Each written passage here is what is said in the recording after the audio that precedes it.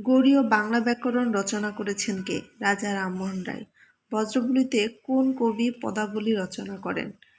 সঠিক উত্তর বিদ্যাপতি। রত্ন রতন হওয়া সন্ধি সূত্র কোনটি? স্বরভক্তি।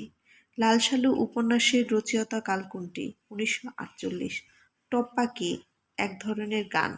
নিজের কোনটি জীবনানন্দ দাশের প্রবন্ধ গ্রন্থ? কবিতার কথা। সাধু ও চরিতরীতিতে অভিন্ন রূপে ব্যবহৃত হয় অব্যয়পদ। ও ধ্বনির সঠিক উচ্চারণ কোনটি? সঠিক উত্তর ঘ ও। সুন্দর মানুষকে নিজের দিকে টানে।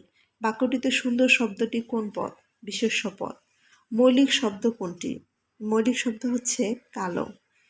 ইপিকিউরিজম এর যথার্থ পরিভাষা কোনটি? ভোগবাদ। বাংলা ভাষার উদ্ভব ও বিকাশ গ্রন্থের রচয়িতা কে? বাংলা ভাষার উদ্ভব ও বিকাশ গ্রন্থের রচয়িতা ডক্টর সুনীতি কুমার চট্টোপাধ্যায়। বাংলা সাহিত্যে চতুর্দশপদী কবিতা বা সনেট প্রবর্তন করেন কে? মাইকেল মধুসূদন দত্ত। চর্যাপদ আবিষ্কৃত হয় কত সালে? 1907 সালে।